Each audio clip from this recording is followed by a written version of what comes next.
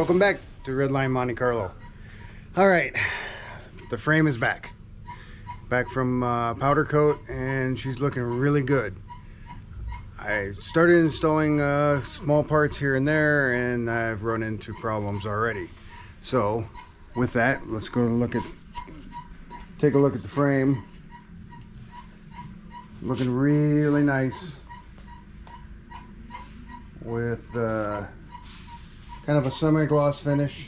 I didn't want absolute gloss, and some of the small parts, and this is why the small parts and most of the new parts are high gloss, so they'll offset the frame a little bit. So the problem that I'm telling you about is that cross member right there, a G-force cross member. It don't line up. The two cross member holes here and the two cross members here are not lining up at all. On the phone they said they should line up with these two, but it's not either. So I sent a series of pictures to G-force, and we'll go from there. So today I'm going to work on motor mounts and getting the right side suspension, front suspension going. I also got the rear cross member or shock tower support in, and we'll keep pressing on through there. I've got to start thrashing. I also put the front frame horn brace in. Big problem there is this one here on the underside stripped, so I very well might have to pull it off, drill it out, tap it for larger, go from there. Alright, so now let's get to putting this all together.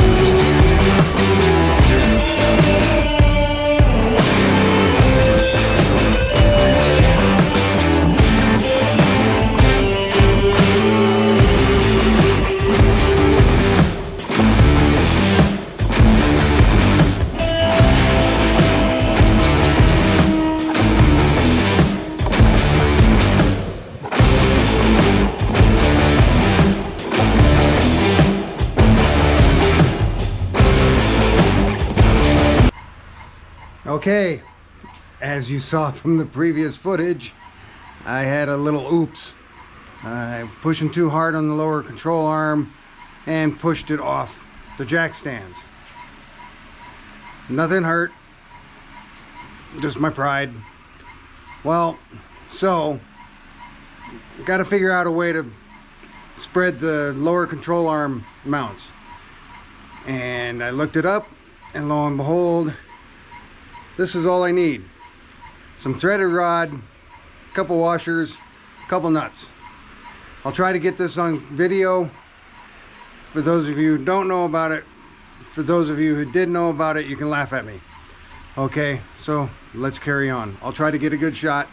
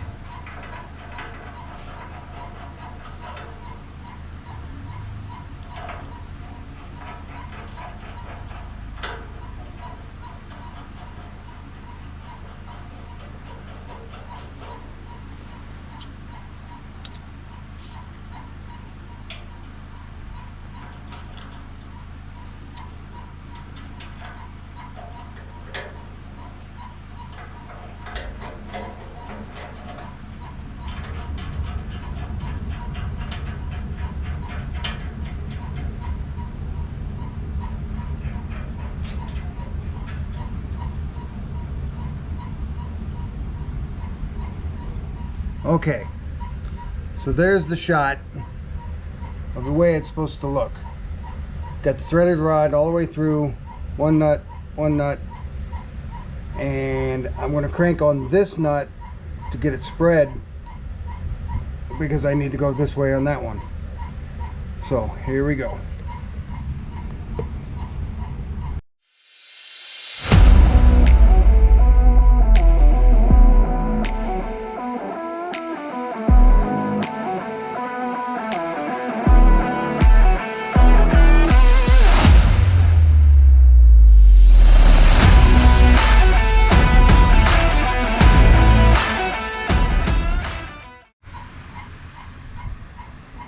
Okay, she's in.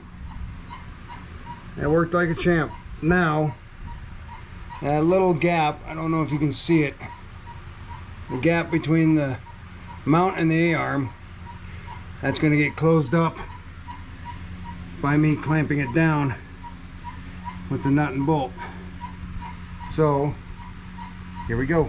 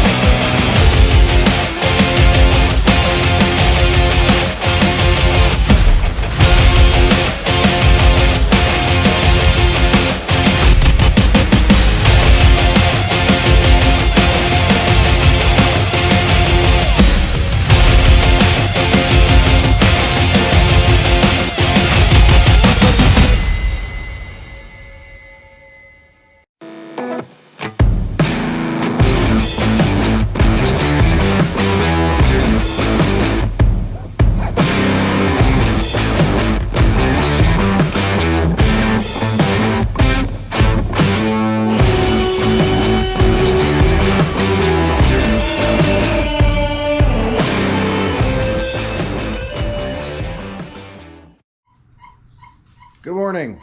Next day. Again, battery problems with the GoPros, so there's a lot of footage that didn't get taken because batteries died. So I will show you what I did get done, and I got a lot done. So I got front A-arms, coilovers, knuckle installed on both sides, and because of the sun, let's get you there better. So there's a little sketchiness involved. Also got the center cross member installed, the motor mounts. The sketchiness that was involved was the trying to get the coil springs, getting the coil springs compressed enough to be able to get the shock nut on. So we used my regular coil spring compressors made for struts. We compressed the spring by itself enough, and then we several wounds of 19 gauge wire. I was working with 450 pound springs. I was a little apprehensive, but it worked out. The we we're talking about is my brother-in-law Ron came over and helped, and there was no way I was going to be able to do that by myself. So I had some assistance. Today's goal: get the front finished, get the front suspension finished, get the hubs on, get the discs on, get the brake calipers on, and we'll go from there. So 4th of July weekend, I'm off, so we won't be doing any work on the chassis over 4th of July weekend, which means next week I have got to thrash on it. Body man is getting a little antsy, but I think he's about the same point I am. We get about a week, he'll be ready, I'll be ready, then we go from there. So let's get to it.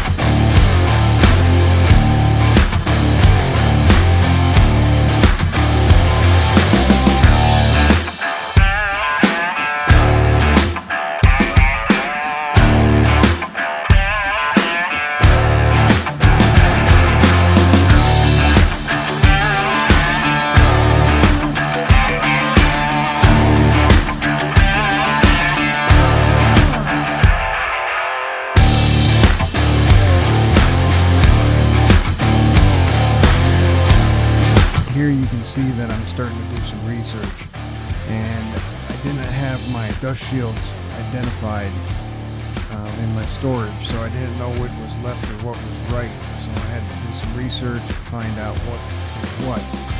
And what you're not seeing here, and what didn't get recorded, was how many times I installed this hub. So you've already seen me install it once. Here's number 2, and now I got this all installed, and I got up there and I put the caliper up there, and wait a minute, the caliper bolt holes covered up. So I pulled it all off again, looked at it, and realized, oh, wait a minute, this dust shield goes here. So I switched dust shields and got it all installed again, and the hubs that I have wheel sensors in them. They won't be used by the Monte Carlo, but because of the little pigtail that's left on the hub itself, there's a nice little place on the dust shield to place that wiring. Well, I didn't have that, so I had to pull the hub back off, reposition the hub, put it back on for the final time, and now you see me right now getting the brake caliper ready to install. Installing the pads. The rotor is already obviously in place, so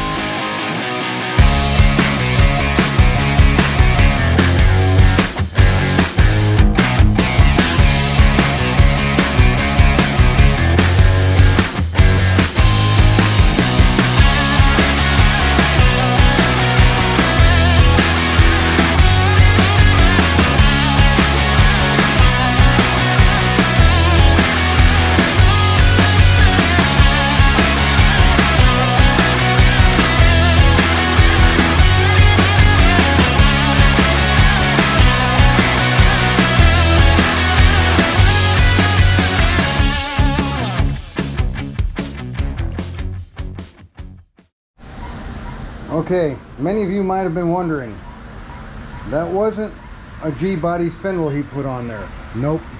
So here's the setup. It is a 94 to 2001 S10 hub setup, knuckle and hub. It's because the 2-piston brake caliper is much better than the single piston that the Monte Carlo came out with. So this particular setup is a power stop setup with the carbon fiber pads, obviously drilled and slotted front rotors.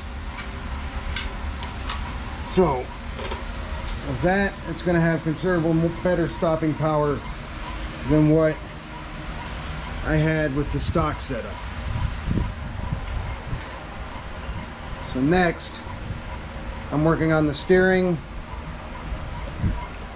I just coated the center link with shark hide, so it's going to go natural metal, and we'll see how that goes, and once I get it all together, I'll show you that. Okay, I got all the steering mechanism put in, and this goes to show that the S10 steering arms are different than the G-body steering arms, and I'll show you why. So, center link. Okay, right here I've gotten into the bad habit of covering up the microphone on the GoPro. So I'm just explaining the center link to the tie rods, and now how the toe in looks really bad. You can't see it very well on the video, but the toe in is quite bad on both and from here sides. I'll It's very explain visible how as I sit here and look at it. I got to this. It's very towed in, so that shows me there's a big difference between the S10 steering arm and the G-body steering arm, because I set up those tie rods to the same length as the original tie rods. So I'm gonna have to get it close so we can at least roll it onto the trailer to get it to the body shop. So let's carry on. Well, good morning and happy 4th of July. So, got a lot of work done. Battery died on the GoPro, plus I'm the one who, once I get on a roll, I just keep rolling, keep going. Got the front end done. I showed you all that, and so I was just going to pull out everything for the rear end and attack the rear end at a later date. Well, I got it all out and I looked at it and said, let's keep going. So the rear end is hung. All right, so we got the QA1 lower trailing arm to upper trailing arm braces in. Got the lower and upper trailing arms in. So went to work the shocks, and I got a little problem here. So the QA1 mount right here goes through, and it's made to put a nut on the back side here. Well, the Curry rear end was already set up for that geometry, for that rear shock. So I got to get with Curry and I got to get with QA1 and find out what the Curry, it's already got a welded nut in there, find out what the diameter and thread is on that, and see if QA1 is good with just bolting it up to the Curry, or if I have to use this bracket, and if so, do they match? So that's one thing. So a little bit on the rear end. It is a Curry 12 bolt 373 True Locks, and it is the rear disc conversion. I will pull the caliper, get it a nice color red like the front, and get it to match up. So today being the 4th, it's going to be a light day. I'm going to get the main fuel line going back. I've got to pull off the tank feed. So on the G body, the fuel line is in 2 pieces. The hard fuel line. The main fuel line runs from up here all the way down along the rail to right about here. Here you got about a 4, 5, 6 inch hose. It turns into another hard line that comes up here and for the tank. So I'm going to get that second stock line from here up. I got to get pulled off the old line. I'm going to get it sanded, cleaned up, get it shark hide. Then shark hide the new line that I have that goes all the way back, and shark hide all the clamps and everything, get them all nice and protected, and then throw her all together. So here we go.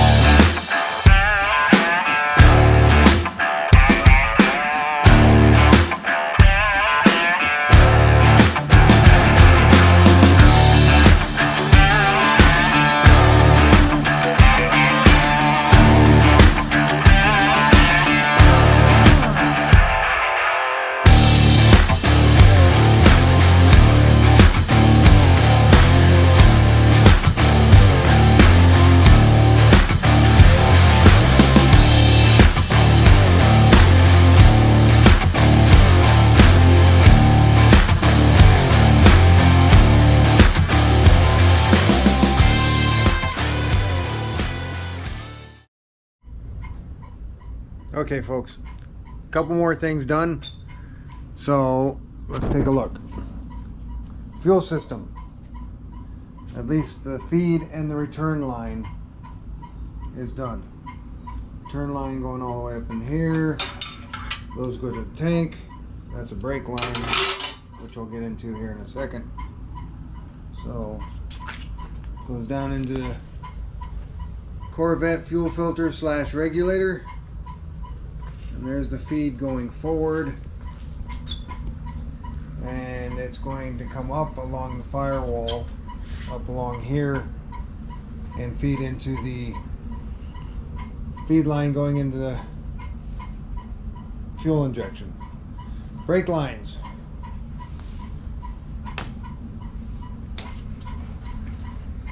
The disc proportioning valve is in. Master cylinder lines, front right going across, and front left going in. So front end is done. This weekend we very well might 3-point the engine, but I have got to get this situation figured out. I ordered the brake lines for G-body Monte Carlos from Inline. Actually, I ordered them from Mike's Montes. They come from Inline, and they are bent for stock configuration. Well, this rear end is not stock configuration. It's a Curry rear end. It does not have any of the clips that used to be on to be able to mount the hose, and then since it's no longer drum, it's disc, the lines won't line up. See what I did there? So I'm probably going to have the final assembly guy, Kenny's Rod Shop, bend up those rear lines and get them secured for me. So I'm going to continue to try and get this line bent and secured into the proportioning valve. But as you can see, I've got some straightening out to do, and it's going to make it longer, so I'm going to have to end up cutting and flaring. A little bit more work there, and I know I'm not showing much work. The batteries are not being nice. They're not fully charging on the charger, and they are burning out quickly in the GoPros. So anybody who's got any suggestions on what I can do about batteries, let me know. So I'll carry on. Okay, closing video. I'm going to show you what's done, and then I'm going to get this edited, put together, and set out there. Since the last segment, just a little bit of work done, but probably the biggest pain in the rear end of it. So let me get to it. We got this front to rear brake line run and actually fit and into the proportioning valve. Sunday the clamps are going to show up. I need 1/4-inch clamps, which in all the kits that I bought, there are no 1/4-inch clamps. So I've got them coming. We'll get that clamped and then we'll finish it off. So I'm going to go back over everything that's been done, and it'll be video, and I'll throw music over the top of it. Soak it in. Next step is wheels and tires, get them on there, get it back on the ground. Then we're going to 3-point the engine. get the engine 3-pointed, get the headers put on. Might want to think about getting the exhaust roughed in.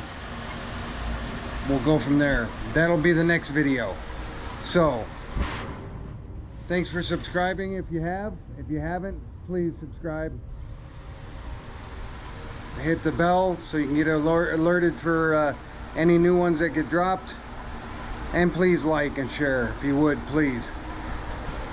So here we go. Completed frame.